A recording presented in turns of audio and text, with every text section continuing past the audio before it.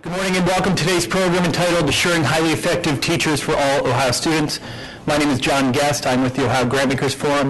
We are the statewide membership association for foundations, corporate giving programs, and other charitable organizations here in Ohio. Our mission is to provide leadership for organized philanthropy and to help our members achieve their charitable goals. We do this through advocacy, programming such as skill building, topics being convened on important to our communities, knowledge resources, and the like.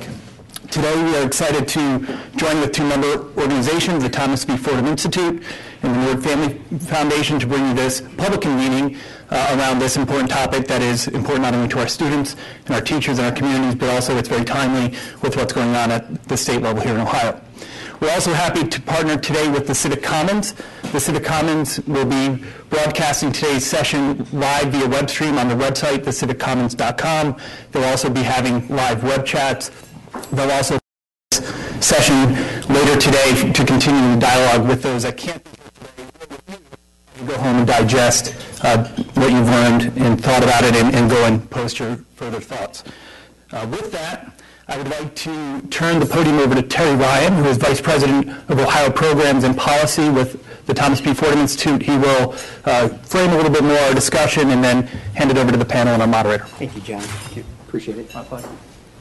Thanks to all of you for being here. This is a fantastic panel, so I'm going to keep my comments brief and just say this is probably the most important issue facing Ohio right now when it comes to education, and I think it's summed up nicely by the Stanford economist Eric Henryshek in his comments in terms of what the actual impact is of high-performing teachers. The flip side, of course, is the impact of low-performing teachers in a negative sense. And with that, I'm going to turn it over to the group here and introduce my colleague, Chester E. Finn, Jr., who we call Checker, who's the president of the Thomas B. Fordham Institute and the foundation, and will be moderator for this event. And with that, I'm going to turn it over to you, Checker. Okay. Thank you very much. Thank you, everybody, for coming and being part of this. Assuring highly qualified teachers for every Ohio student could be tackled in a wide variety of ways. You could tackle it through teacher preparation. You could tackle it through certification. You could tackle it through compensation. You could tackle it through a host of other aspects of the teacher HR enterprise in public education. We are today tackling it predominantly through teacher evaluation. And we're doing that not because people want to beat up on teachers or get teachers or attack teachers, but because it is pretty clear that effective teachers do kids more good than ineffective teachers, and our goal is to do kids more good. And the legislature has mandated that the state make some new moves on the teacher evaluation front, and that effort is underway in whatever fashion it's underway at the State Board of Education and the Ohio Department of Education, as well as here in the city of Cleveland. And so we've got a terrific panel. All three, Eric, Mike, and Kate, are biographed in your program folder.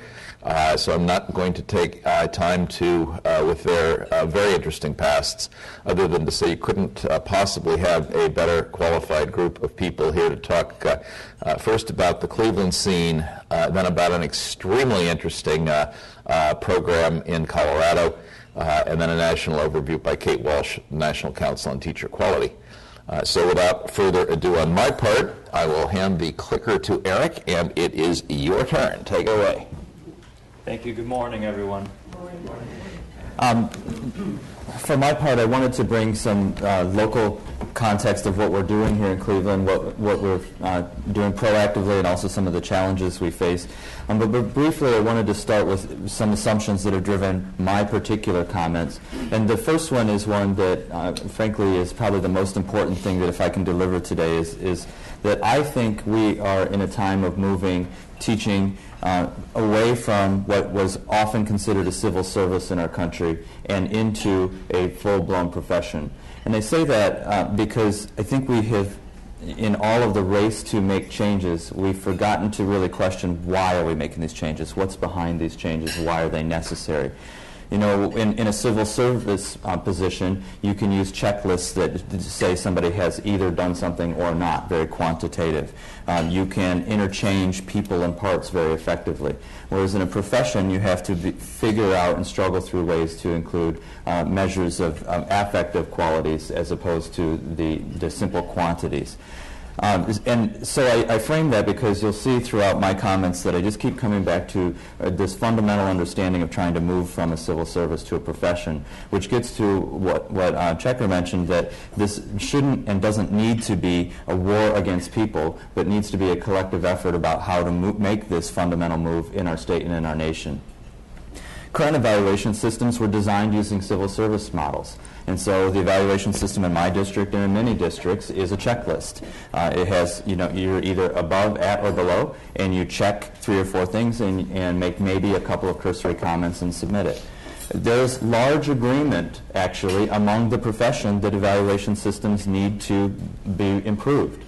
The American Federation of Teachers has taken a very public stance on this. I know that the NEA has done a great deal of work. Locally, the Cleveland Teachers Union agreed with the district long before the state ramp up here that we needed to do it as well. And it's in our contract, and we've been working on it. So again, if we get under the kind of public argument and finger pointing, there's actually a lot of agreement on the shift, and I think that's important.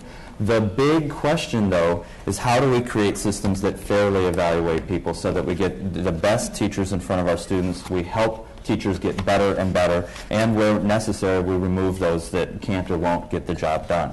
And that's the question where I think we deserve to spend the most time wrestling with the work. For us in Cleveland, that means a few things. The first and most important is we know that data is important. Again, even here in Cleveland, our Cleveland Teachers Union agreed data matters and it's got to be a part of our evaluation. The questions for us is what information is appropriate and necessary and to what degree. And so that's a question we're really struggling with right now. In what ways also then does that influence our assignment strategies, our layoffs, our compensations, our employment and promotion, and those sorts of things? And I actually put assignments in here in particular because there is a notion that if you are really, really effective in my district with black boys in particular, then we should actually make sure that you get to be in front of as many black boys as possible so that you see success and so do those kids, as opposed to the random assignments that we often use in schools that's independent of any information or data. So it has far broader impact than even the focused lens of making employment decisions about teachers. It actually should change how we do business as educators. But we need to do it based on really valid and reliable data about our student growth. And that's the big trigger that we're struggling with here. Many of the measures that frankly are out there right now would not pass muster at our local universities when we would ask for the IRB process or the protection of student right processes.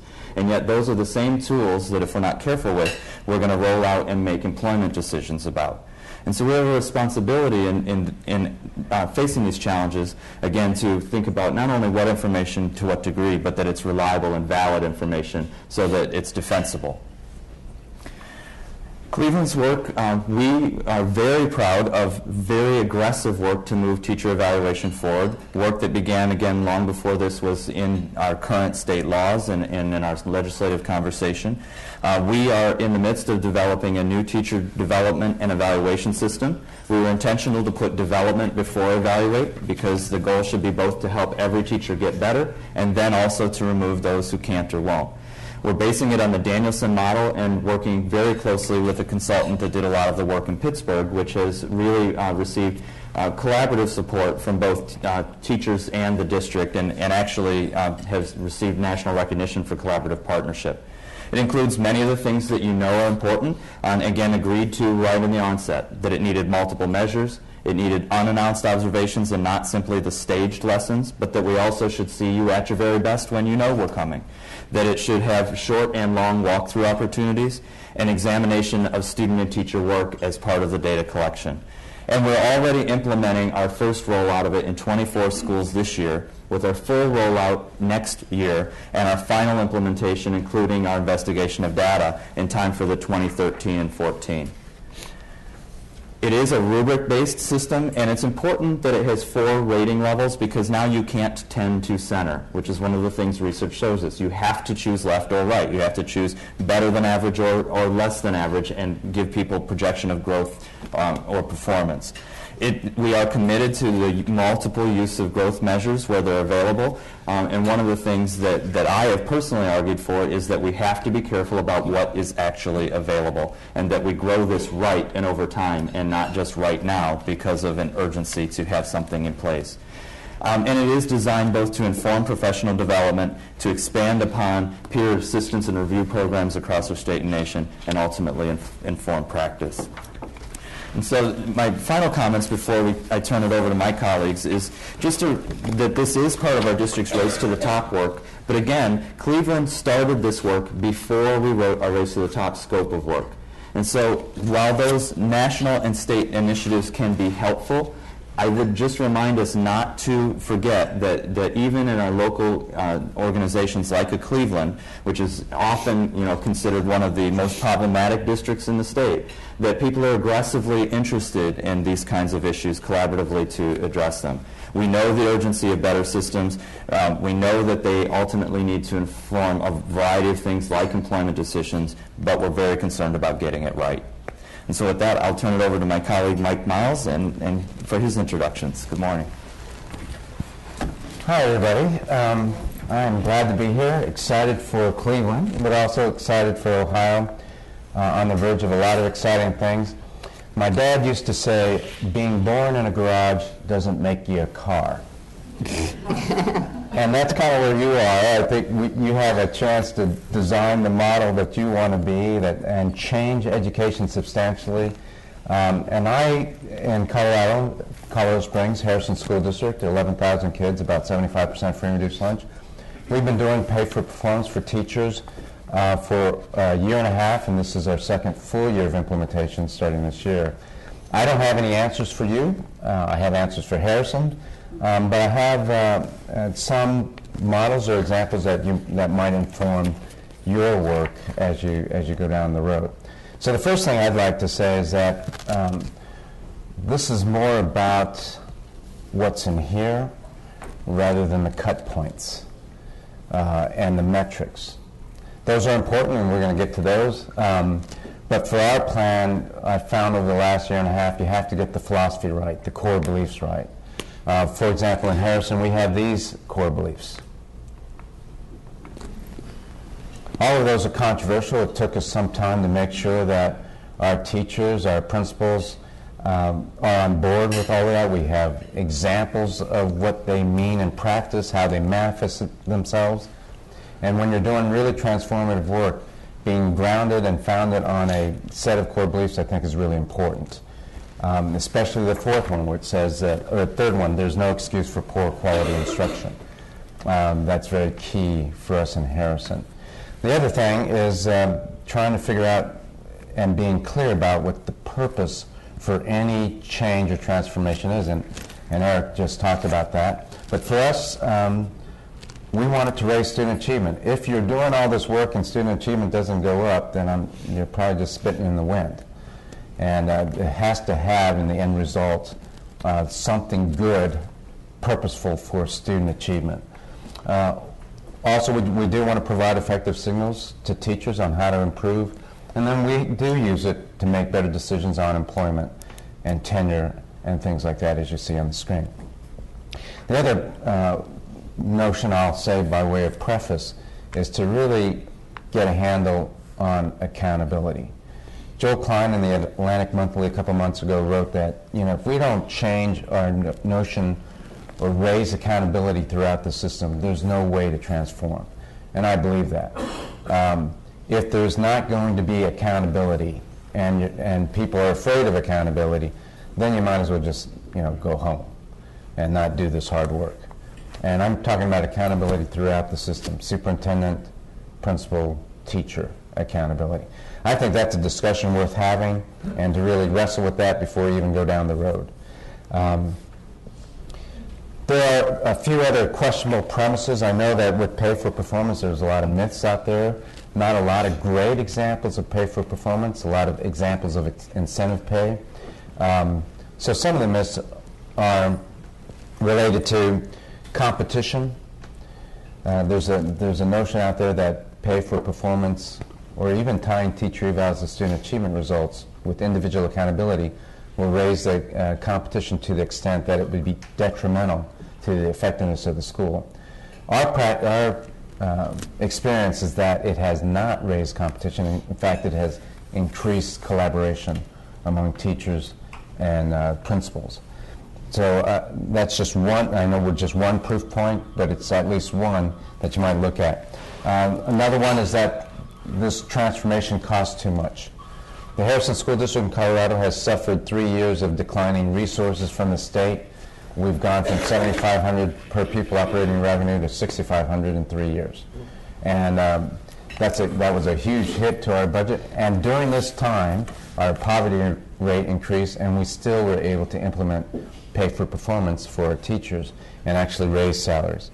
And then the final myth that I hope you just focus on before you even start down the road is that we can't measure teacher effectiveness. There's no doubt that we can measure teacher effectiveness, and I don't mean just with student achievement scores. And if you do that in a way that makes sense and in a smart way, it can be done. But I'm talking about the classroom instruction. It's not one of these, I'll know it when I see it. It is, I know that a great teacher teaches an aligned curriculum. I know what that means. I know what that looks like. I know that a great teacher uses multiple response strategies. I know what that means. I know what that looks like. I know that a great teacher makes sure that kids demonstrate their learning, et cetera, et cetera. There are very clear, specific things we can measure, we can observe. That makes a great teacher. It's research-based, and we got to get past this. Well, we can't measure all things, so let's not measure anything. Yes, we can't measure all things. Let's just put that on the table. We can't measure rapport with kids, but we can measure a whole bunch of other things, especially those related to instruction. Your reform should be systemic. I appreciate the conversation I heard this morning, I heard yesterday from a lot of your superintendents. They are thinking systemically. That is the way to go. You can't just do one piece of this. You have to do all these parts here. And so in the Harrison School District, this is one of the frameworks we use where we have tackled the various parts. And I would say this, before you really implement any connection or tying teacher evals to student achievement, these things here need to be in place. For example, I'm very sympathetic with your teachers who say, I don't want to be evaluated like with measurements or metrics because my principal doesn't know what the heck he or she is doing. Doesn't know instruction, so can't tell, even after 5 visits to the classroom, whether I'm doing a great job or not. That's a fair statement. So I hope principals right now are starting a culture of instructional feedback, that they are going into the classrooms, learning their craft, and that district systems and the Department of Ed are helping principals become strong at that. I hope that there's time in the schedule, common planning, aligned professional development, PLC time, for teachers to perfect their craft. Eric's exactly right. This is a profession.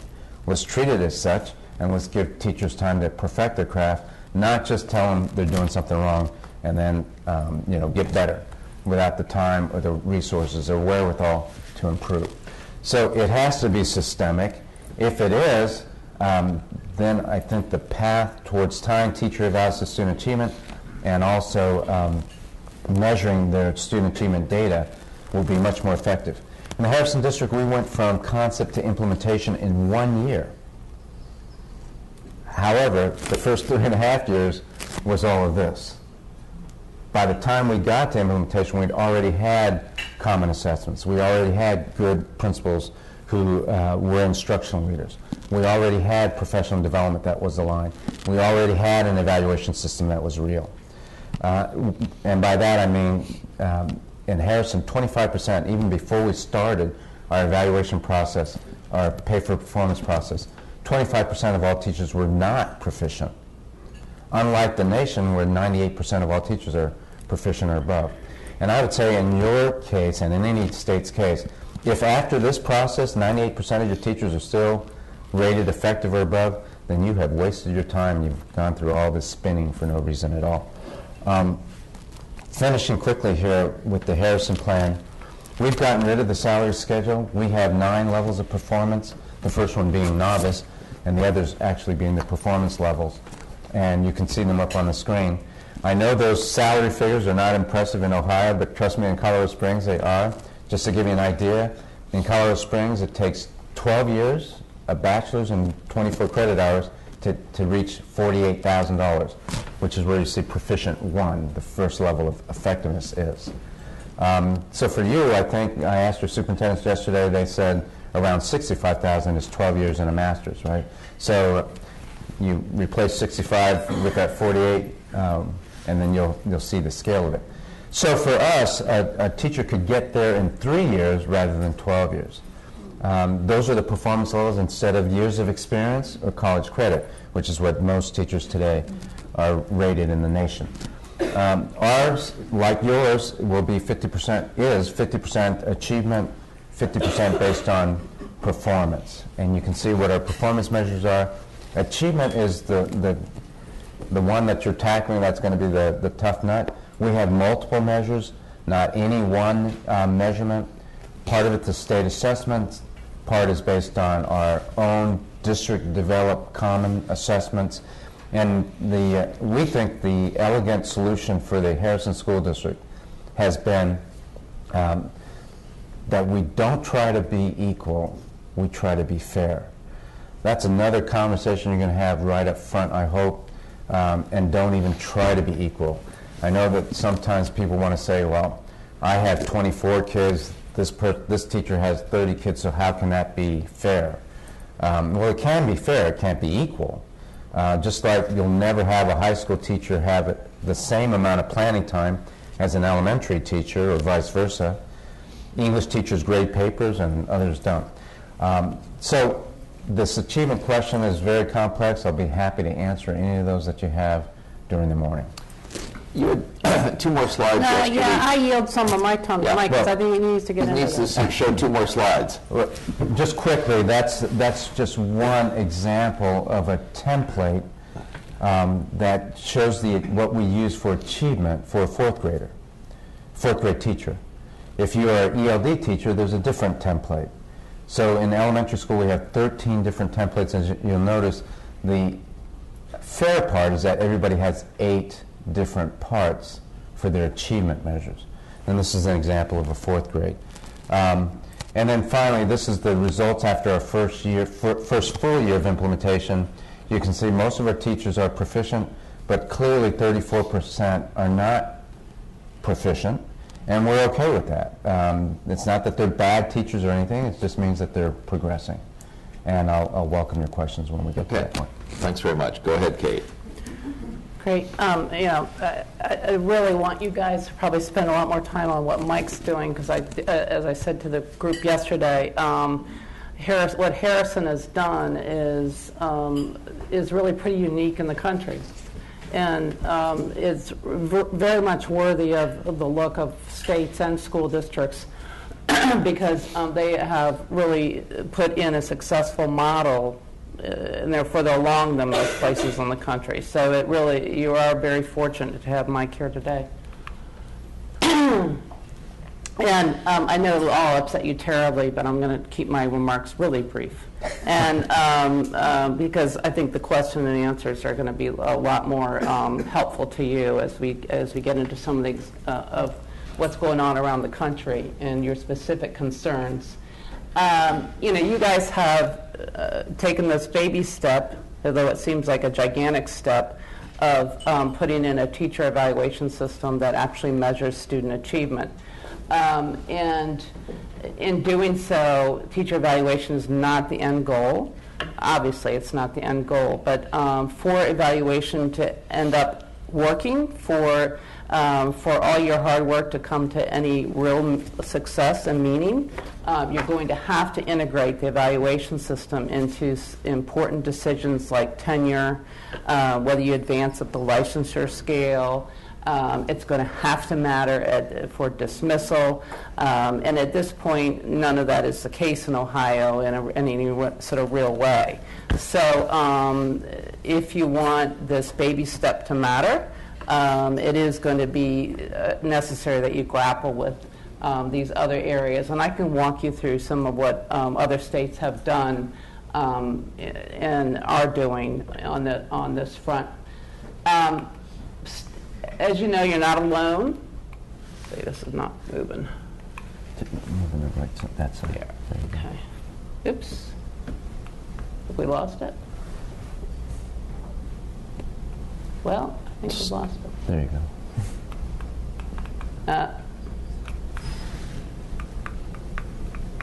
I'm going to go through all these again. Let's see. I told you should see Mike's slides again. Okay. All right, so this just gives you a very quick overview of what's going on in the states and the kind of revolutionary change that you've seen in this area in the past couple of years. We actually have a report coming out in a couple of weeks that looks much more closely at what precisely is happening in each state on evaluation, so that may be worthy of a look. But what you'll see is, states like Ohio have gotten on board with making learning the preponderant criterion in evaluation and requiring annual evaluation of not just probationary teachers but tenured teachers. So that's been something that Ohio has done, but there remains to be a lot more work in tenure and making the teacher effectiveness a factor on license. It's rather amazing that states have this rather very separate process for advancing up a professional license as you do, and it's often not the least bit related to whether you've earned tenure or what you have in terms of an evaluation. It's a disconnect that exists between the state and the district level, and that's what some states have started to do, is to very much connect. You cannot earn your professional license if you have not achieved some level of effectiveness on your ratings. So that's, but you can see far fewer states are making those more difficult decisions. We're up to about 9 states doing the right thing on dismissal, in my view, the right thing, but certainly it's something that you all want. I'm not very good at this, I'm sorry. Okay, so what we can walk through later on in the morning, and these are sort of questions that you might want to be asking, is how you go about putting in an evaluation policy that actually works. I do maintain that it can be relatively cost neutral. This is not a huge expense, though obviously there's startup costs, but you should not look upon evaluation as a huge lift economically for a district or for a state, but a reallocation of the existing resources you're spending. I mentioned yesterday Ohio is spending close to $200 million a year on rewarding teachers for earning a master's degree. And we know from the research literature from the past 50 years, I mean, this is not just a couple of years, this is 50 years, study after study after study of study, finds absolutely no value from teachers who have a master's degree over teachers who do not have one. Yet we continue to reward teachers for getting one. So if you just simply take that money and put it into an evaluation and compensation system that is tied to effectiveness, that is not a that is not a bigger expense. That is a different expense. So it's that kind of thinking that you need to do. And then I think that what we'll do is wait for examples when we go through these. But you can see there are a lot of different components, and I think it'd be very helpful if you all would sort of let us know where you are in your head and what are the different things you're struggling with. So I'm going to reserve going through these points until we actually have a conversation. Does that mean you're done for the moment? Yes, I'm done. I'm done. Hand the clicker back. Yeah. I'm not worthy. Well, I didn't want to go there, Bian. Did you just do that?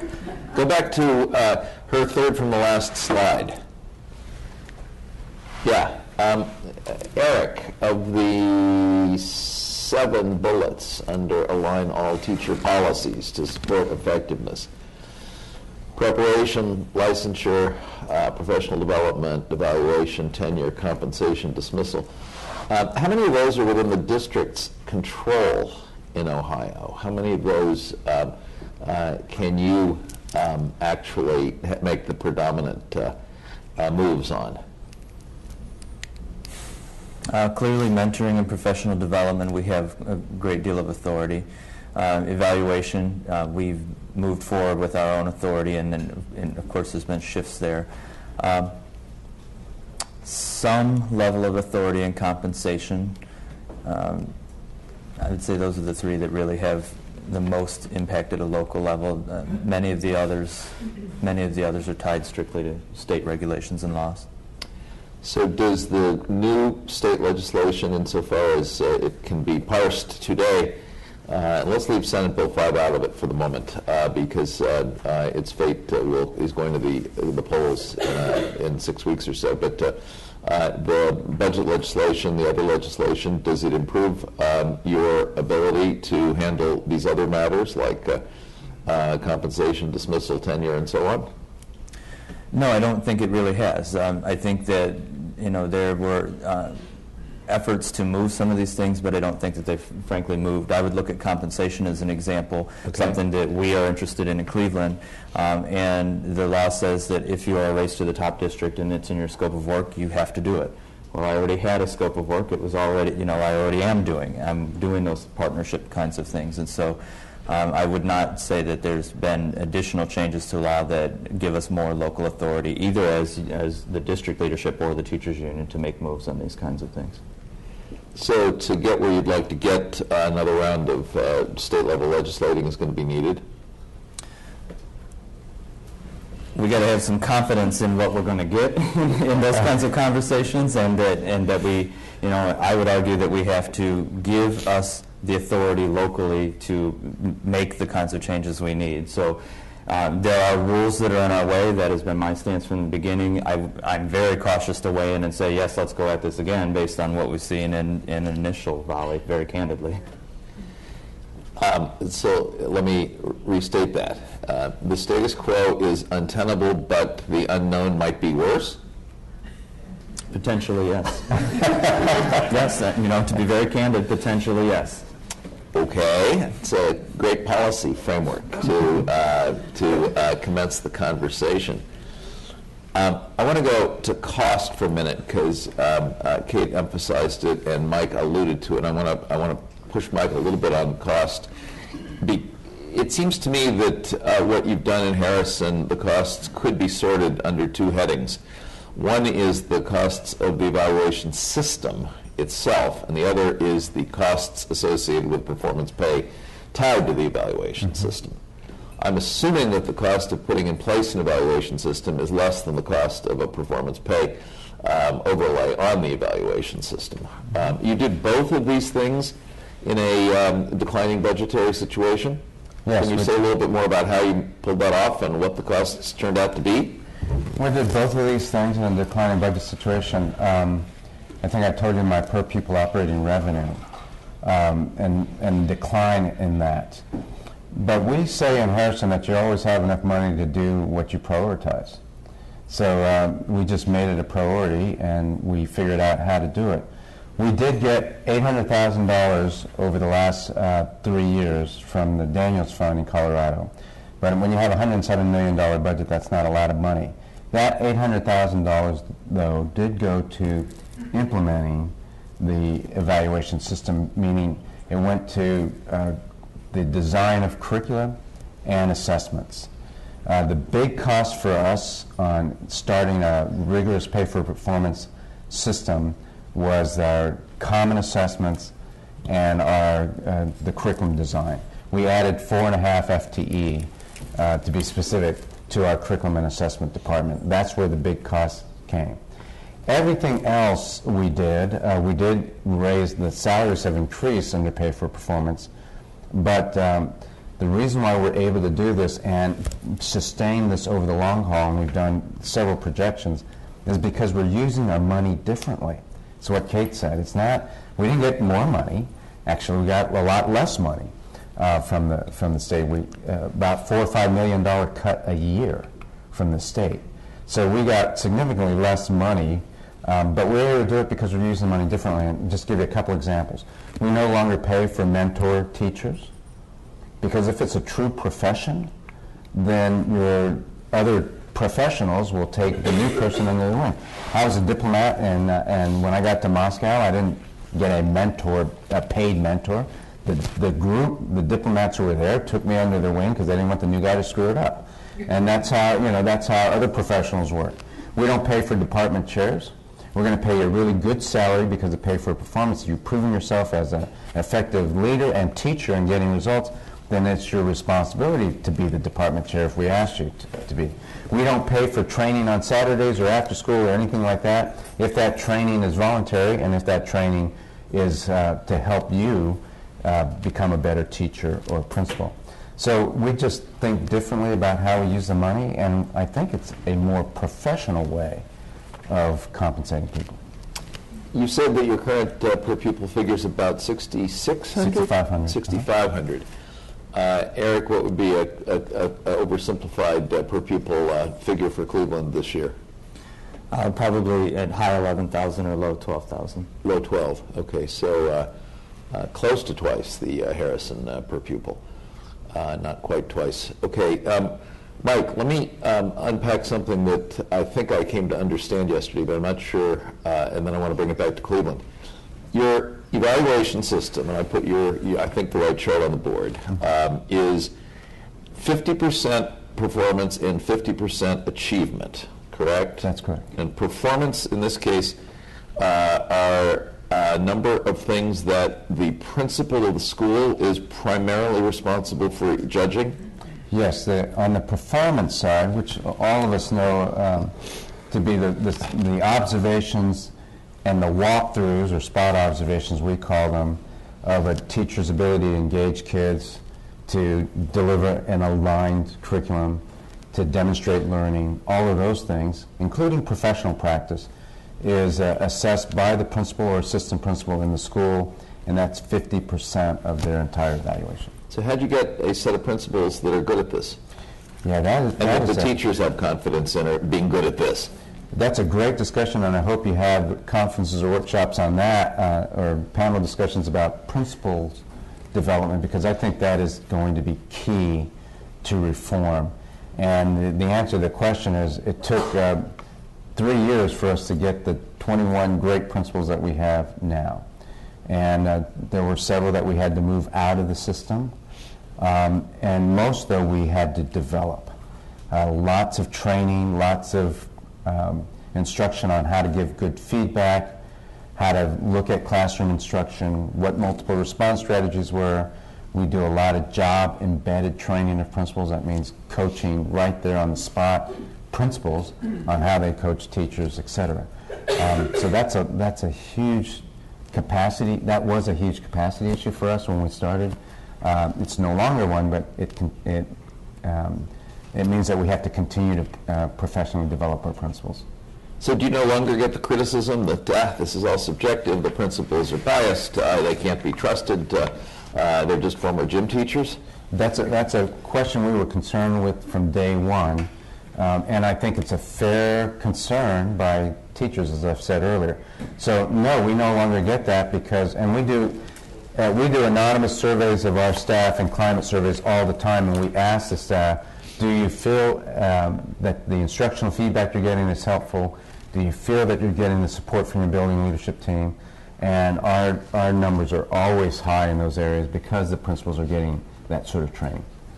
So I want to go to the achievement piece in just a second, but before I do, let me come back to Eric for just a second. Is this 50-50 allocation as between performance and achievement what you all are doing? How similar is that to the plan you're putting in place? Well, the 50-50 performance and achievement piece is in our new law. We have been focusing heavily on the performance side as a place to start. Like Mike has done, we've worked aggressively on having what we call a defensible description of high-quality teaching. So it's rubric-based. We're able to describe what good teaching looks like in a collective understanding, a collective definition. And we're focusing not only on principal capacity, but on teacher team capacity. So as we've developed in the 24 schools, which is about a quarter of our schools that are launching this year, not only is the principal being trained on how to use the tools, what they're looking for, what are the evidence examples, but so are teacher teams that help validate when a teacher is being observed under the protocols, that they can go to a teacher colleague and say, this is what the principal saw, this is what they marked, is this fair? And it's really helping us address that collectively we can answer the question of, is the system treating me fairly? We also are using a year-long strategy of coaching and modeling and that sort of thing. Our consultants actually in the district visiting those 24 schools right now, giving feedback as they watch principals and teams actually do this. So I would say that, as Mike described what they've done in Harrison, those are in fact the key strategies that the teachers in our district are working through with our administration actually right now. This year's pilot, if I'm understanding you correctly, but tell me if I'm not, doesn't quote count for individual teachers. It's to see if the system works. It's to see where the system works and where it needs refined. We're not considering it a pilot. We're considering a phase-in. Okay. Cleveland is the place where all good pilots go to die. So we want this to actually last, you know. So there is life beyond this, but it is a no-fault opportunity for us to learn it. If we find that a teacher is demonstrating the level of concern that needs accountability, we have written a language agreement that moves them back to our traditional system where they can be held accountable based on the rules that are in place while we refine and get this right. So you've got a kind of default to the traditional system. For this year only. For this year only, for those schools. That's correct. Okay, now I want to go to the achievement side, because it took me a little while yesterday to try to come to understand the Harrison approach to this. Coming back to your template for a second, and I finally figured out yesterday, but I want you to make sure I'm saying this right, Mike, and fix it, that this template has 8 parts to it, 8 achievement measures, right, and that they are equally weighted, the 8 measures. Each one of those weights, or W's, is worth 6 points, so a total of 48 for every single teacher. Every teacher has 8 weighted parts. They vary, of course, because if you're an ELD teacher, your achievement results for students is slightly different than a 4th grade teacher. If you're an art teacher, you don't have a state exam, so you have other achievement measures to look at. But the fairness comes that everybody has 8 weighted parts, 8 parts. They're each worth 6 points. We spot people 2, so that's 50 points for achievement, and then there's 50 points for performance. A teacher would get X number of points for performance based on the principal and assistant principal evals. Out of 50 points for achievement, that combination gives you a number out of 100, and that number out of 100 is where you're placed on those 9 levels. So 4th and 5th grade is in some ways the easy case, because these are the grades where you're going to have the clearest and most definitive direct state test results. That's right. But even here, if I'm understanding you correctly, only 3 out of these 8 are based on state test scores. Yeah, right. In Colorado, the CSAP is our right? state assessment. Okay. If you're trying to read that kind of acronym-laden slide. But the CSAP is our state test. So what Checker just said is that the first 2 weights, W1 and W2. W1 and W2, Yeah. that's, if I'm a 4th grade teacher, I have 28 kids in my class, that group, their scores, that's a reflection of my performance. So 1/4 of my 50% is based on my classroom's CSAP scores. Another 1/8, W7, is based on the school's CSAP, and every single teacher in the district has a W7. In other words, if you're an art teacher, you own 1/8 of the school's, 1/8 of your achievement is based on the school's results. If you're a PE teacher, 1/8 of your achievement is based on the school's results. So we all have a little bit of skin in the game. So for a 4th and 5th grade teacher, as Checker just said, 3 of the 8s it would be based on CSAT. So that's interesting because when we get into student performance-related teacher evaluation, a common criticism is that, you're just taking state test scores and judging the teacher according to state test scores. I think you're saying that in your system, 3/8 of 1/2 of your total evaluation is related to state test scores. That's correct. Nobody has more than that.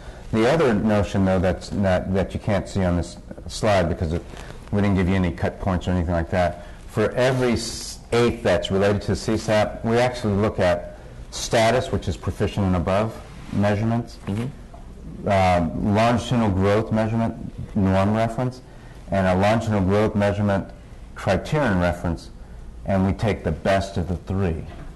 So within the CSAP part. Yeah. So even there's some flexibility for the teacher where they can use either the growth criterion reference, growth norm reference, or pure proficient and above, what we call status.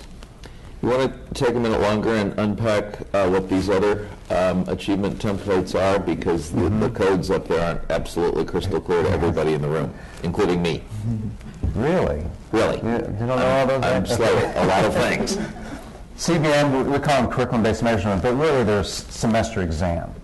So that's W3 and W4, so 1/4, 2/8, 1/4 of a teacher's 50% is based on district-level common assessments administered in December and in May. But devised by the district in this case. District developed common assessment. And then W5 and W6, again, 2/8 or 1/4, are district developed common assessments that are progress monitoring assessments. So we administer them in October and in March.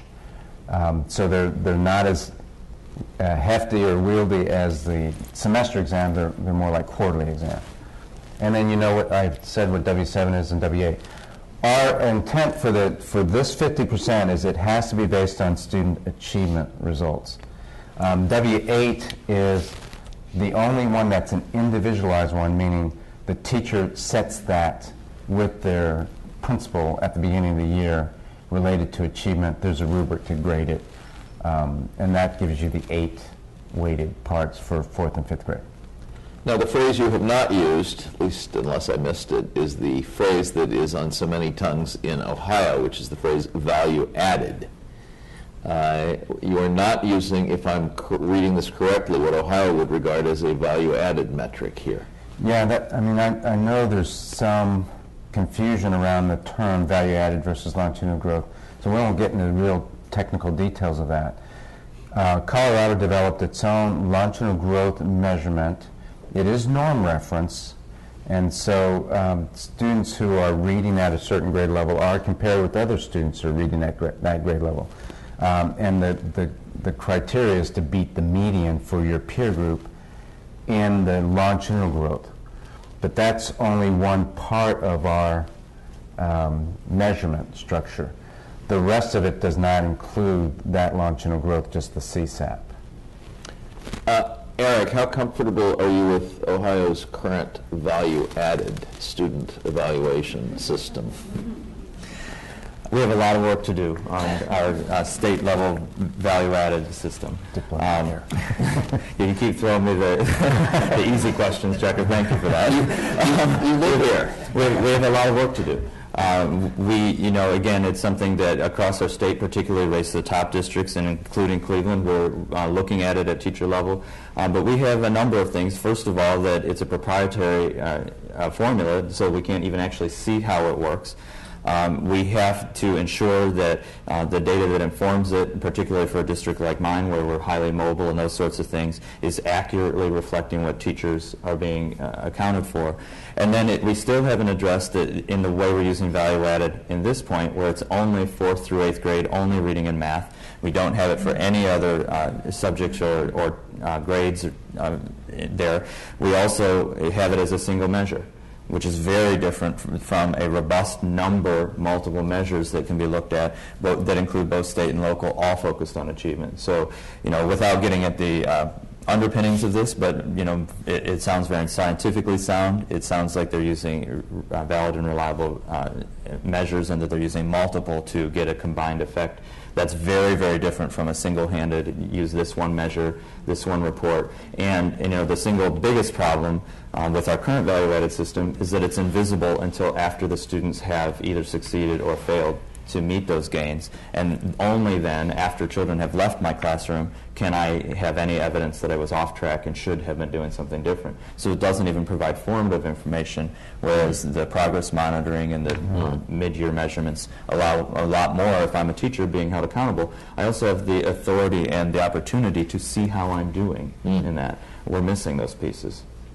Are you troubled at all by the fact that Ohio's system, as I understand it, and it is a proprietary sort of black box formula, that Ohio's system appears to end up expecting less in the future of kids who have achieved less in the past, because it bases its effectiveness measure on how you did previously? Yes, I'm troubled by that. I'm also troubled by it's been a constantly shifting metric. So it was intentionally, in its inception, there was a lot of conversation about how it was supposed to be growth toward criterion.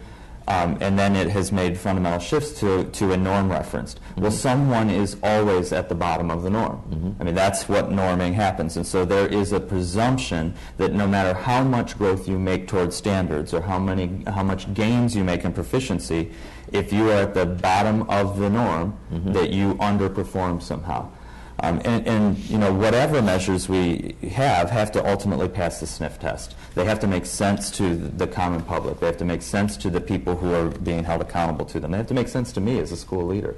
And I'll just use Cleveland as a very good example. We have, for the past 2 years, earned the value-added above rating in Ohio, meaning that on that system, for however it measures it, our kids have exceeded the expected gains. Didn't change our formula any. We have monitored the same things. We've monitored, we earned gains in 13 of the 14 assessments that create value added, and this year we got the below rating. Somebody needs to be able to explain to me, first, why is it that my kids can have higher gains in proficiency on every measure except for one, but not be at above value added or even met, didn't even meet the expectations. And second, and this is the bigger question for me, is if I'm accountable for this, fortunately I was in the job for 2 minutes and they're not firing me yet, but if I were being accountable, if my board was saying you promised us that you would be accountable to this, which I'm a big accountability guy, what should I have been looking at throughout the course of the year that would have made course corrections? We can't answer those questions in Ohio. That's a problem. Yep. And the evaluation system that the framework that the state board is supposed to come up with in the next few months is not likely to solve that problem, is it? Because I don't think it goes to any of the data elements or calculations. Not as I understand it. Yeah. So, Kate, is the Harrison, Colorado system state of the art? Is it out in outer space? Put it in some kind of national context. The system Mike's been describing. It's not hard to be state of the art because we are very much in the early stages of this, and I think Mike would be probably the first to admit that his is a successful attempt, but it's a first attempt. And what I think Mike's got right, what Harrison's got right, is that they have put together what is, and I think everyone, tell me if there's one person in this room that's looked at that and said a teacher would really object to being held accountable for that. It's very similar to the model used in Delaware. Delaware did not pass one of these well, like Ohio passed. You must be 50%, and that's and that's what it is. And that's why teachers are so upset, because they know that those state tests given once a year and the results come in after you're done with the year are a real, are not just, it's not just teachers unions making a fuss about this. Almost every teacher you talk to will tell you that that's not a fair way of measuring their performance. So when you look at this is what a district was able to do when it actually got serious about looking at the evidence. And they realized that they had a lot more tools at their disposal than they thought they had. But they created some of the tools. They built them. And they built some of the tools. And building those tools is arduous, but there are ways to do, one of the things we talked about that we recommend to states and school districts, not so much states, but school districts, that they sit all their non-graded tested subject area teachers in a room in the summer and say, okay, here are our best French teachers in the district. Okay, you decide what it means to make adequate progress in French 1 and French 2 and French 3 and French 4. And we will use those metrics, similar to what we're talking about here. We'll use those metrics to decide what it is to make sufficient progress on a yearly basis in French. Now, if you ask the state to do that, it's a little bit more complicated. They're dealing with a different curriculum, they're dealing with a different textbook. So some of these decisions are better made at the district level than they are at the state. Now, the Cleveland doesn't administer anything like an Iowa test of basic skills or any kind of test other than the state test. Sure, of course. Okay, so right then and there, you've added another metric that you can use. I just think that there's a lot of anger and resistance to this, and not enough, let's sit down and get serious. We all know what good teaching looks like. We all know why Mrs. Smith is so great at making progress with her Algebra 1 teachers, Algebra 1 courses. Let's figure out what it is that makes people like her effective. What are the metrics she uses to judge her own success and apply those elsewhere? So I think that Harrison and Delaware have got it right. There's a lot of states that are going about this in a way that's not particularly helpful to teachers. And check if I could say, one of the things I would encourage people to do is start version 1. When Microsoft had their operating system, I don't know, the earliest one was 95 or it was an earlier one. But it doesn't matter. I mean, back then, they knew it wasn't perfect. They knew it was going to be problematic. But it was good enough and very usable and very profitable. And then within 2 years, it was Windows 97. Then 98 or 99, and now we're at Windows 2010. Okay, so they knew it wasn't going to be great. It wasn't going to be perfect. Don't let perfect be the enemy of good in your system. And it sounds like Cleveland is doing that too. Don't let perfect be the enemy of good. You're already starting on the performance side at least, and that's a good thing. You'll tweak it as you go. But you're able to do that because you keep up a dialogue with your teachers. Sure. If it's district releasing 1.0, 2.0, 3.0 without ever talking to teachers, then you're just setting yourself up for trouble. That's You've right. got to make sure teachers are invested at coming up with the 2.0 as you are. Mm-hmm. On the district versus state issue, which is going to get even more complicated as the Common Core assessments come online across the whole country, but why should the expectations of third-year French, Kate, in Cleveland be different from the expectations of third-year French in Columbus or Cincinnati or Dayton? Well, not really, not fundamentally different, but I think that if you're using a common textbook, it's just from a practical vantage point, it's easier if you're all saying, you're speaking the same language about how much progress you want to make on the textbook that you've selected. You could do it for the state, but I think it's right out of the gate, it's much easier for people to use the curriculum they're used to using, and maybe they have a district-wide French test. You don't have a statewide French test. But in a state with 600 plus districts, many of them tiny, isn't it sort of absurdly inefficient and impractical to expect this kind of work to be done predominantly at the district level? I don't think it's absurd for Cleveland and Akron and Cincinnati to feel like that they can do this on their own if they want to. But I also think it's equally feasible that the small districts join with large districts, or they join. I mean, these small districts have very, they may share a lot of curriculum in common already. They may be sharing tons of materials at this point. So I'm not trying to come up with a hard and fast rule for how to do this. I'm just saying from a practical perspective, it may be easier for districts to proceed in many of these non-graded areas than it is for a state to do it. As a practitioner, in my state, I've said to the commissioner, and I hope the commissioner's not here, but the commissioner has ears. If they would build it, the districts would come. In other words, I think Kate's right. You don't have to mandate it to Cleveland or some of the other districts that have the wherewithal, but outline what kids should know and be able to do in every subject, and have common assessments for every subject, and just give those items to the districts. And if they want to use it, fine. If they don't, fine. But I tell you what, most small districts without huge curriculum departments will adopt those.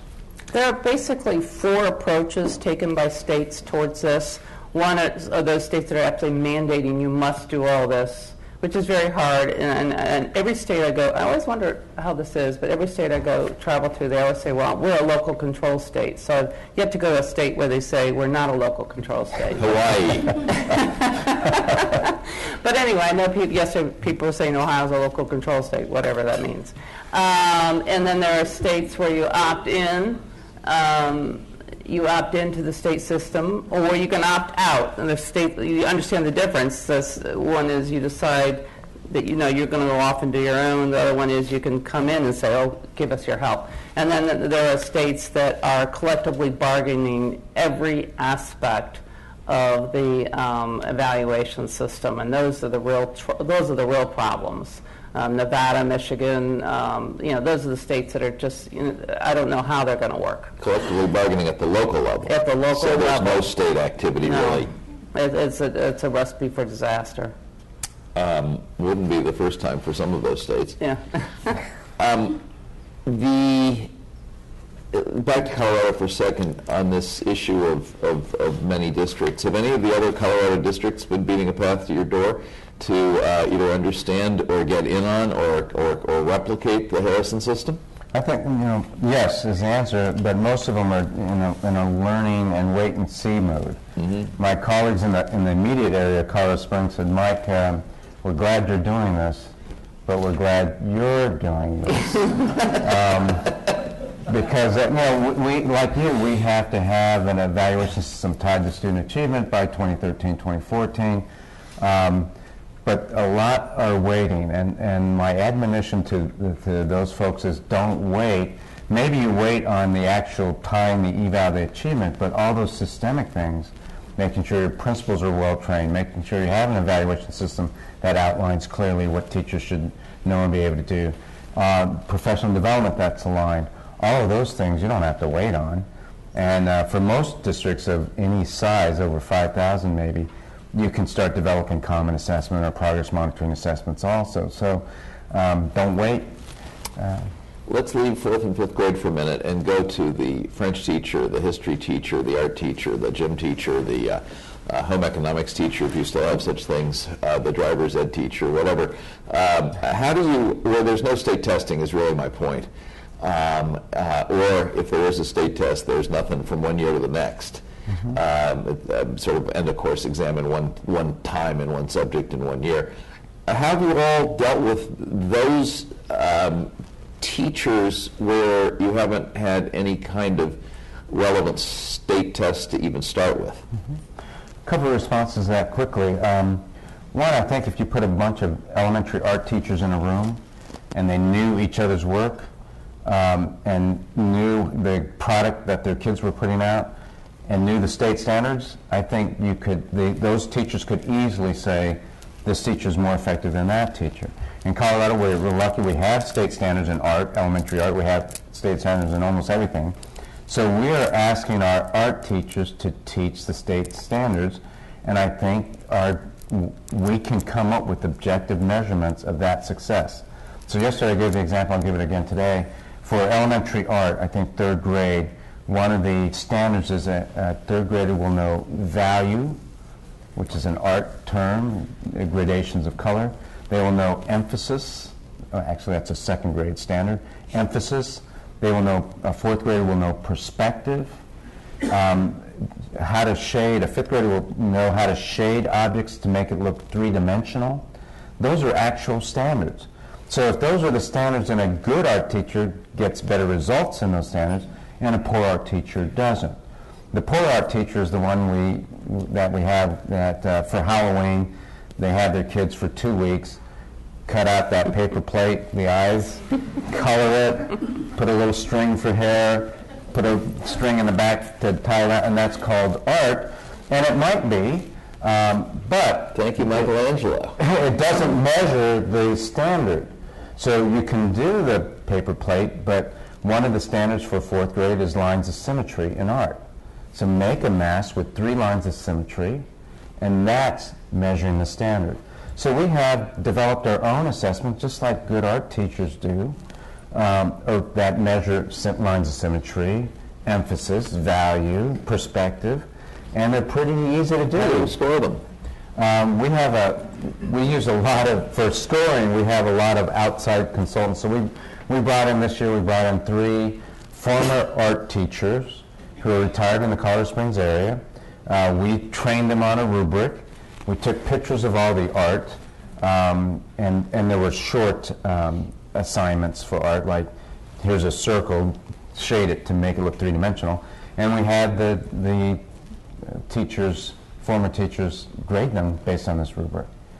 And the art teachers felt pretty good about that process. We did exactly what Kate said. We drafted the assessments and curriculum and assessment department, and then had the art teachers come in and say, okay, does this make sense? Does this actually assess perspective, emphasis, and things like that? What was hard? What area of teaching was hardest to develop a decent metric in? I'm trying to think. It wasn't very hard because most of the non-core areas are performance-based. Mm-hmm. I guess the areas that were hardest were the non-performance-based high school electives, because we had to bring in consultants, and we only have, I don't know, 5 physics teachers in the district, and so we used some other folks to design the physics assessment, and the curriculum department didn't have the wherewithal to do it themselves. So it's those high school assessments were the hardest. The performance-based ones are easy. The music, the choir, PE, art, we found those to be the easiest of the non-core areas. Okay, I'm ready to open this up to the room. I assume people have accumulated some questions by now, and the panel is ready to tackle them. Do we need to use mics for this purpose? Anybody? Or do you need it for recording, or can people just shout? Just shout it out. Just shout it out? Okay, yes, sir. This is for Mike. Start with who you are, Bill please. Hiller from the Jennings Foundation. Thanks. Yeah. For Mike, what's the thinking about when you're talking about systemic development of the plan? I only hear discussion of teachers. What about guidance counselors, psychologists, paraprofessionals? These people all influence the teacher and can pull you up or down on your charts. I only hear about the teaching staff, but what about everybody else being evaluated, or do they get off easy? 98% of all licensed staff in Harrison are on a pay-for-performance plan, including our counselors, psychologists, social workers, interventionists, instructional coaches, etc. What about school secretaries? Only the licensed staff, 98% of licensed staff. So we have, I mean, it's been talked about for support staff, but we're not going there, at least not in the immediate future. So yes. Bill? I want to go back for a second. You want to identify yourself, or do I have to?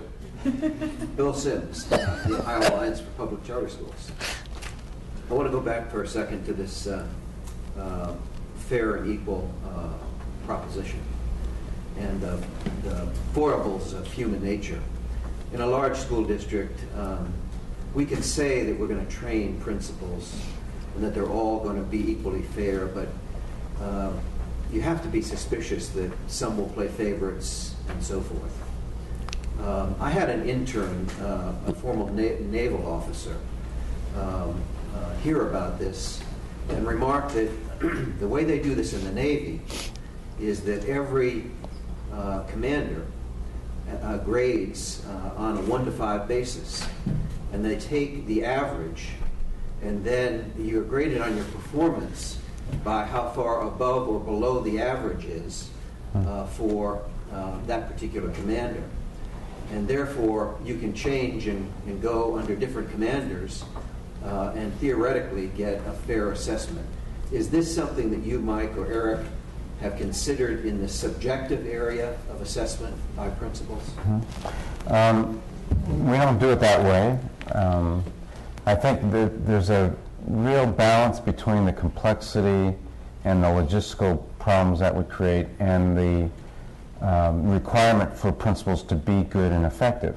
So, for example, we don't leave it to chance that our principals are going to rate fairly. Our principals are more monitored, and we review, the district level reviews their spot observations. My principals have to do 16 walkthroughs, we call them spots.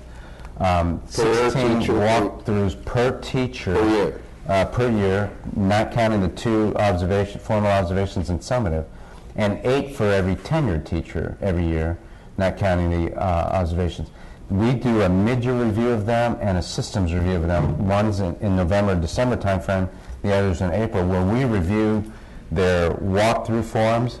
We actually walk with them monthly on job-embedded coaching to see how they give feedback. So we're looking at their evaluations. We're looking at to note whether there's any discrepancies. So the best thing you can do, I think, is to train them and make them accountable for fair evaluations. Now, there's always going to be a little bit of subjectivity, there's no question. So we built in 2 other things that might help with this. One, a principal can only rate a person on the performance side. They have no control over the achievement. But on the principal's evaluation, and we have a principal's pay for performance also, there's a congruence measurement. So if the achievement is really high and you score them so poorly on performance, in the instructional performance, then there's non-congruence, and that's going to hurt the principal. The other thing is, once you get to proficient, the district takes over and rates the teacher because for the higher levels of achievement. You mean the ones, the exemplar or the master? Right, the proficient 2 and above. Right. Okay. Because we recognize that there will always be a little inflation in every business, every State Department, every Army unit has always wrestled with this inflation problem. Other questions? Yes, ma'am. Hello, Michelle Winship, Ohio Education Association. Mike, this is for you. Hi. And looking at your whole system, I'm curious as to what support you have for those teachers in the progressing 1 and 2 categories who are not yet at the proficient level. Yeah, there's a lot of coaching, and we use that word very specifically in Harrison for teachers. And just real quickly, in most systems across the country, I don't know much about Ohio, I know a lot about New Jersey and Colorado and some other places, but if a principal goes in or an administrator goes in and gives feedback, it looks like, well, this was not good and this was not good and needs to improve. Well, that's one level of feedback. The second level is better, and that's going in and saying, I see that you're not engaging kids. I would like you to try this multiple response strategies. Let me model that for you. Let me get Mrs. Smith to do that for you. And then I'll see you in 3 or 4 weeks. Well, that's number 2, and that's pretty good, but that even is still not good enough. Getting to your question, the answer to your question. The third level is what we do in Harrison, which is we say this is validating, this is working well, we want you to keep working it, we want you to reflect on this, and then this is a helpful hint. We want you to use multiple response strategies, and we will be back tomorrow to model it or coach you or show you or to observe you doing it. Now we want you to try this specifically. A coach is somebody who's right there all the time giving good feedback.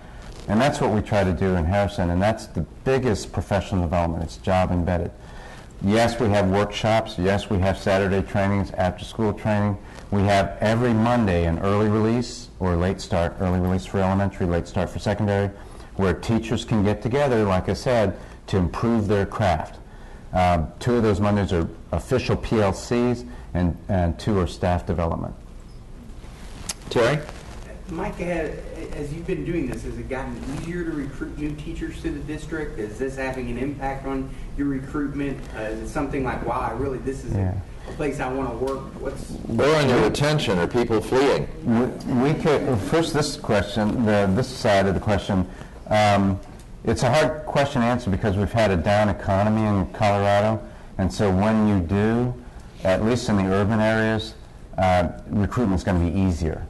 There are more teachers out of work from other states who are coming looking for jobs. So we've had no trouble getting a whole bunch of teachers. And we try to, I don't know if this is not the right way to phrase it, but I'm going to say this. We try to scare people before they get there. If you look at the Ed Week recruitment ad for principals, we put in there, only heroes need apply.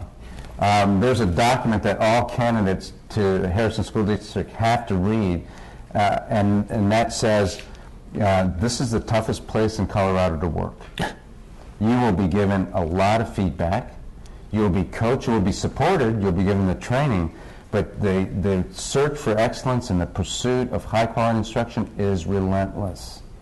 And we tell people right up front, we have them read it. And so with all that, we still have had no problem recruiting. However, on the other side, we've lost, and Harrison typically loses 16 to 20% of our staff every year, the turnover. Now, and we keep a lot of data, most of the folks who are leaving are not proficient. So my sense is that trend is going to continue as people come to Harrison. They thought they could really raise the quality of instruction for our kids, but find that it's hard. I had a person resign last week, and said, I'm sorry, I thought I could do this job. I find it's really tough to teach kids who are behind in their proficiency, so I'm not doing the best job for them, and it's hurting my health. So she resigned, and we're going to get a few of those. Others? Yes, sir. And then back to you. I serve with UPrep, and I serve on the Governor's Steering Committee on this issue. My question is for Mike, what room or methods you have for your teachers to provide maybe evidence on the performance side to limit some of that, favoritism or discretion or subjectiveness, to actually provide proof for the system to kind of say, here's what I do, lesson plan review, unit plan review, for all things that I do, kind of back themselves up a little bit. That's a great question, and I'm going to approach it more broadly. There's accountability for process, and then there's accountability for results. We err on the side of accountability for results.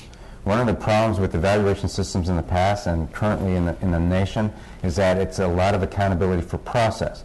In other words, if I really pressed every teacher, they'll all turn in lesson plans the way we want it. They'll check it. That doesn't make them an effective teacher in the end, right? It's a piece of paper that has to look this way. And so that's a process issue. If we said you have to put a lesson objective up there, everybody will put a lesson objective up there if you hound them enough, okay? And if you really hound them enough, they'll borrow from their friends the right lesson objective, and they'll put that up. That's an accountability for process. So we don't do portfolios, we don't do a lot of process things. We do high quality instruction. And we got to, what we say a phrase in Harrison, we got to see it on the court. Okay, we don't want to talk about it, we want it written, we want to see it in practice. And we look at 4 things mostly, because, again, most people are thinking, well, there's so many things to look for. 4 things mostly. We do look for the lesson objective as it is implemented, demonstration of learning as it's implemented, purposeful aligned instruction, and multiple response strategies, which is part of engagement. And then If those 4 are secure, we look at scaffolding and rigor. So those are the things we look at, and those spot observations are the evidence of the outcome. And there's 16 for a non-tenured teacher, not counting the formal observations and summative. Yes, ma'am. My name is Fran Reddick. I'm with a company called Really Smart Services, and we do technology professional development.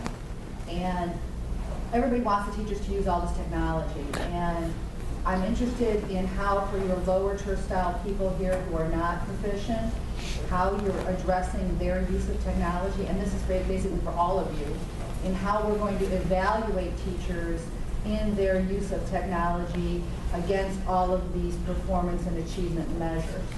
Just please don't evaluate panel members for their use of technology. Hey. Some of us are more proficient than others. I can answer, but maybe my colleagues want to answer first. I would say in Cleveland, and it's what Mike said about results, the issue isn't whether you're using the particular tools that I've selected that you should use. The issue is, are you getting results for children? And so we would evaluate technology within the context of the tools that you were using and were you using those effectively to do the things that are on our rubric of defensible teaching. And so if one of the things is how you engage students, which we know is very important, and the rubric says that all students were highly engaged with their own learning, all the way to no students were engaged, the teacher did all the direction. Technology could play an important role, but you won't find in our rubric a specific use of technology, which is a tool or a process. We're going to kind of stay on the same side of results. That's not what I'm getting to. I'm getting to, if the teacher has a piece of technology, but the teacher doesn't know how to use it or is not being supported by the internal support to make the technology usable in their classroom, what supports are being put in place to make sure, I go into classrooms all the time and the teacher says, yeah, well, I have that, smartboard hanging on the wall there, but nobody's ever connected it for me and nobody's ever really shown me how to use it. So I've got those manipulatives that I've had for 20 years, I'm still using those because I'm getting results with those. But of course, we've got those 21st century skills that everybody wants everybody to know. I think I'm hearing. That's my question is, how are they starting to bring those things together, and what steps are you guys taking to close that disconnect? If the results are satisfactory, you might be content with lead pencils. Well, I guess I would have to differentiate a little bit. So if that teacher has the technology and is unable to use it, but they're getting results, that is not going to be reflected in their evaluation. Now, that doesn't mean that we want to provide the supports through more typical professional development of how to use increased tools to continue to inform your practice. And so we have a program in the district where teachers actually design modules around technology that can be shared and taught to other teachers. But I do want to be really clear, they would not be interconnected, because if the teacher's successfully getting results, it doesn't matter to me whether they use the manipulatives or the technology. Now, if they're teaching the technology, the 21st century skill standards, which are written in our curriculum, you can't do that with manipulatives, and so then it would be reflected into their results.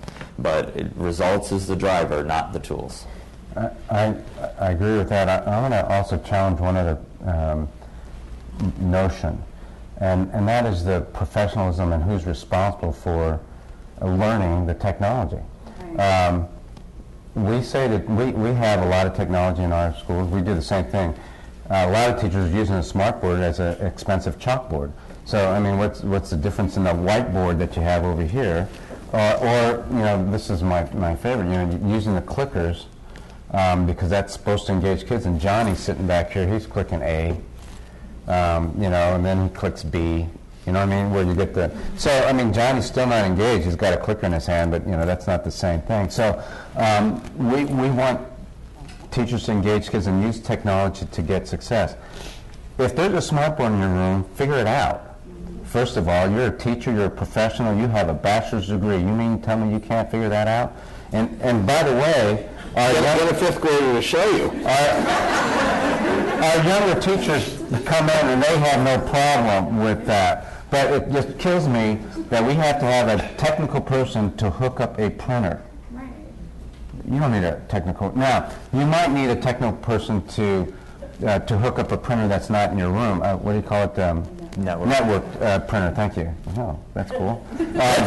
And the fifth grade, this is the group that, they're technologically savvy. A network printer. But other than that, you turn the monitor on yourself. Gee whiz, go figure it out. Go ask your colleagues. But if the incentive is, if you turned on the whiteboard and you could deliver a really bang-up lesson and maybe earn a proficient 2 rating because you're that much more effective, you're going to learn how to turn on that whiteboard. And that's the sort of same thing with master's degrees. Districts shouldn't be paying for master's degrees, but if I as a teacher know that if I get a master's degree in mathematics, I'm going to be that much more effective, I'm going to invest in that master's degree, and then I'm going to qualify for one of those higher levels. So we've got to get we've got to get the motivation right here. I think you had a question over there, didn't you? I do. Mike, you brought up the Who are you? Sorry. No, I'm sorry. I'm Maggie Nextwicky, and I work for the Ohio Department of Education for Race to the Top. All right. Whoa. Oh, you got a tough job. Yeah. Cool for you. And here's my question for my tough job. Mike, you brought up the other superintendents you work with and how they're weighty. And I really do believe that's why initiatives come through the state and the federal government, similar to Race to the Top, all things not being perfect when they're developed. We're working over the next 4 years to develop a good plan, but like you said, all the plans have, they need time and they won't be great right away. We work with a lot of the other superintendents that are waiting. How do you build a collaborative, or you and Eric, very progressive thinking that has come prior to other state initiatives coming through or federal initiatives coming through? How do you build that collaborative culture, or how can we assist other superintendents to bring on that shared vision for their school districts to help them and their transformational teams work towards a better product, either for teacher evaluation, instruction in the classroom, or just the whole development of a district or a community school like our academies and charters? This may be like his comments about school principals, though. You may just need a different crop of superintendents. Well, I mean, I think you attack it. Well, I think you attack it from several different angles. I've already said there has to be some level of accountability, and so I think that's a role for a state, is to hold districts, superintendents accountable. And I'd be the first one to raise my hand and say, if I can't get student achievement in 3 years, and I did this 5 years ago when I started as superintendent, then you need to get a new superintendent. And I don't know if it has to be that severe. I mean, the question then is how much achievement and stuff like that. But there has to be some metrics that superintendents should be accountable for. If nothing else, published as effective or ineffective. But then there has to be incentives. So what is the incentive for collaboration? And I think you have to incentivize that. And the third way is to do partnerships or pilots of the things you want to do. In Colorado, for example, we have 17 school districts that are piloting with the state, and 2 that are partnering. We're one of the partners, so we're helping the state pave the way, and these pilot districts are also.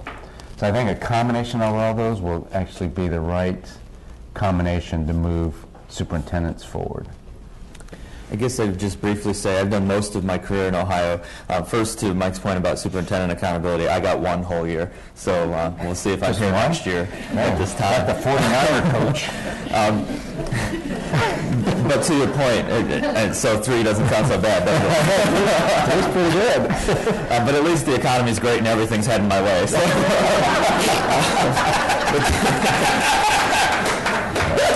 To your point, I've done almost my whole career in Ohio, and we have some learned behaviors that the department has to change for themselves if they're going to expect leadership to change.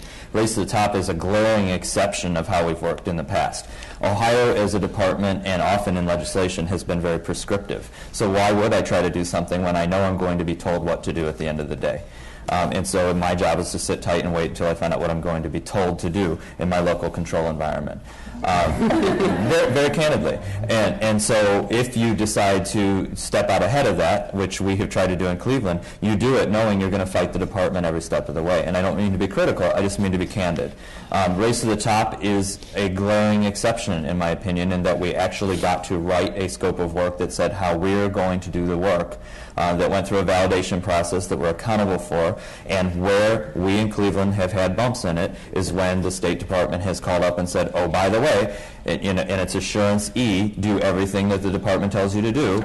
So I know it's not in your scope of work, but you have to do X, Y, and Z. And then we find ourselves in the same thing. So I think that if we're going to encourage the kinds of innovative responses that we want from our locals, then we have to set the parameters of expectation and then give the authority to accomplish it and the flexibility to accomplish it. And I think Ohio struggles in doing that.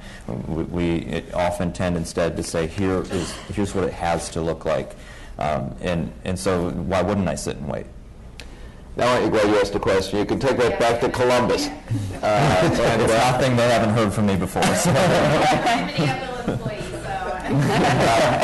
You, sir, are going to be the last question. Thank you. Ken Barron's, Village Preparatory School. Are there any examples or stories where students or their proxies, as in parents, the voter, taxpayers, are involved in teacher evaluation? Actually, it is in Massachusetts. There are student evaluations.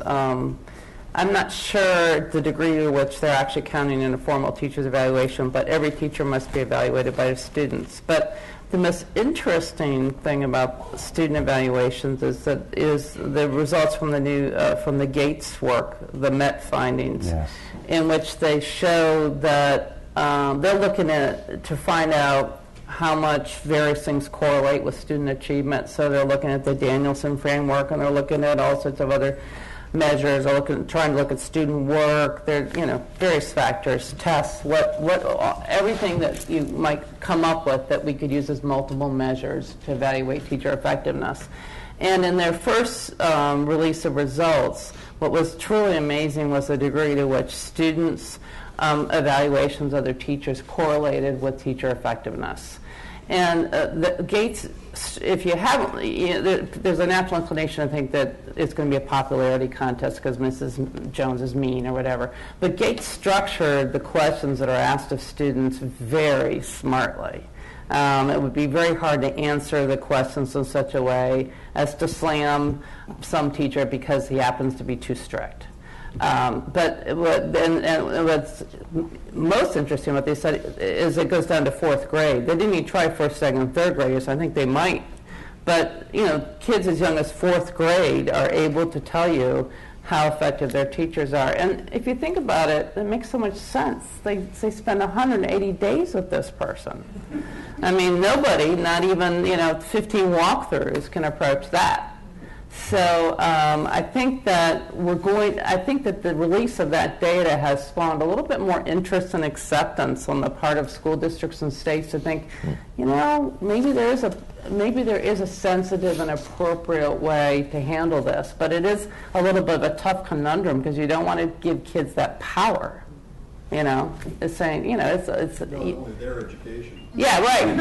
But you can imagine a snotty little fourth grader saying, "Well, I get to decide whether you're going to pay raise this year." But I think that it's something that if I were a school superintendent, I would definitely want to see what the results were. So if you had an important question we didn't get to, you come up and buttonhole a panelist afterwards. I'm sure they'll all be happy to linger for the rest of the morning. In the meantime, please join me in thanking a really terrific panel.